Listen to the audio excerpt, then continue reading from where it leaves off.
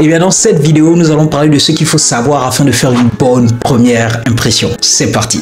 On le sait tous, on l'a déjà entendu, mais je vais encore le répéter une fois. On n'a jamais une seconde chance de faire une bonne première impression. En tout cas dans la réalité des faits et par rapport au flux important de personnes que nous rencontrons au cours de notre vie, c'est quelque chose de fondamental. Même si aujourd'hui le jugement basé sur la première impression qu'on a d'une personne n'est pas toujours représentatif de ce qu'elle est réellement, il faut toutefois reconnaître que c'est une approche qui a le mérite de nous simplifier les choses. En effet, notre cerveau est obligé d'évoluer dans des environnements sociaux de plus en plus complexes. La formation rapide de jugement, y compris la première impression, sont en réalité des stratégies cognitives qui nous permettent de gagner du temps et d'allouer efficacement nos ressources mentales. Pour vous la faire courte, notre cerveau utilise la première impression comme une sorte de raccourci pour ne pas perdre du temps à chercher à comprendre la personne qu'il a en face de lui. Donc, une fois que nous avons compris comment ça marche, l'idée pour nous sera de faire en sorte que la première impression que nous donnons aux autres soit mémorable. Toutefois, retenez que l'idée n'est pas de se faire passer pour une personne que vous n'êtes pas. Au contraire, l'idée sera plutôt de transmettre qui vous êtes réellement dans les premières secondes, dans les premières minutes, de peur que l'on ne vous juge pour ce que vous n'êtes pas. Et là, ça devient essentiel, car combien de fois nous avons déjà été jugés à tort et à travers à cause d'une image qu'on renvoyait plutôt qu'en fonction de qui nous sommes réellement. D'une autre part, nous avons peut-être été ceux qui jugeaient autrui en fonction de l'image qu'ils nous renvoyaient pour nous rendre compte beaucoup plus tard qu'en réalité, ils sont beaucoup moins ou beaucoup plus que ce que l'on imaginait au départ. On est d'accord que dans un monde idéal, juger en fonction de la première impression ne serait pas convenable. Mais quelque chose me dit que nous ne vivons pas dans un monde totalement idéal.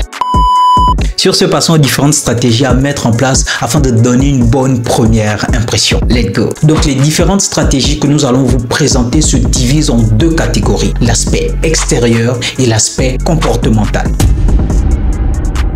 Pour ce qui est de l'aspect extérieur, vous l'aurez compris. Le premier élément consistera d'abord à soigner votre apparence physique. Eh bien oui, nous ne pouvons pas passer outre les clichés de l'apparence physique, à moins que vous ne soyez un Mark Zuckerberg ou un Oussama Ammar qui sont respectivement milliardaires et millionnaires en euros et connus. Vous allez devoir prendre soin de votre apparence. Vous devez comprendre qu'en réalité, la première impression que vous donnez, c'est quoi? C'est accepter d'être jugé en fonction de ce que l'on voit. Donc vous avez tout intérêt à ce que l'aspect général que vous renvoyez soit le plus propre et adapté possible à la circonstance. Nous savons tous que même si l'habit ne fait pas le moine, nous reconnaissons tous les moines à leurs habits. Vous ne pouvez pas par exemple postuler pour un poste de journaliste et avoir une apparence de camionneur. C'est no way, ça ne passe pas. Dans le cas d'espèce, votre apparence ne ferait que jouer en votre défaveur. Donc prenez le soin de soigner votre apparence en fonction de l'image que vous voulez renvoyer et aussi en fonction de qui vous êtes. Deuxième élément extérieur pour donner une bonne première impression,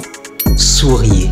Écoutez, nous vivons dans un monde assez éprouvant comme ça pour qu'en plus de cela, vous affichiez une mine sinistre. L'un des leviers importants afin de donner une bonne première impression consiste à laisser une sensation de joie, de positivité et de confiance à votre interlocuteur. Et quoi de plus approprié que le sourire? Sachez qu'une personne souriante est perçue comme étant plus aimable, plus sociable, plus attentionnée, plus confiante. En bref, plus en tout. Troisième stratégie extérieure, très important, ayez le bon langage corporel. Ne soyez pas apuré, n'ayez pas de posture fermée, soyez confiant et dynamique dans vos actions. Donner la bonne impression implique d'avoir la posture et les gestes qu'il faut, sans oublier le contact visuel. Faites attention à votre regard, n'ayez pas un regard fuyant, parce qu'un regard fuyant laisse à croire que vous avez quelque chose à cacher et que vous n'avez pas assez confiance en vous-même. Sachez que lors d'une communication, votre langage corporel, votre body language participe à plus de 55% de la communication, ce qui est énorme. Donc ne négligez aucun aspect. Après l'aspect extérieur, il y a évidemment l'aspect social ou si vous préférez l'aspect comportemental. Il s'agit de comment vous allez interagir avec les autres lors de votre première rencontre. La première compétence sociale que vous devez développer, c'est l'écoute active. active. L'écoute active est une approche attentive et engagée qui vise à comprendre pleinement le message de l'autre. Elle ne se limite pas simplement aux mots prononcés par la personne, mais bel et bien aux émotions cachées derrière le discours de la personne. Vous devez essayer vraiment de comprendre ce que l'autre essaie d'exprimer. Quelles sont ses intentions? Pour cela, vous devez être attentif, exprimer de l'empathie, valider les propos de l'autre et éviter tout jugement hâtif. En bref, prenez le temps d'écouter les autres. Si on a une paire d'oreilles et une bouche, c'est que quelque part, on devrait prendre le temps d'écouter 2 fois plus qu'on ne parle. La deuxième compétence sociale que vous devez avoir, c'est celle d'encourager les autres à s'exprimer. Sachez que les personnes aiment s'exprimer lorsqu'elles savent qu'on aime les écouter. Donc, encouragez votre interlocuteur à s'exprimer en employant des mots de validation. Waouh, exact. Tu as parfaitement raison. C'est vrai ça?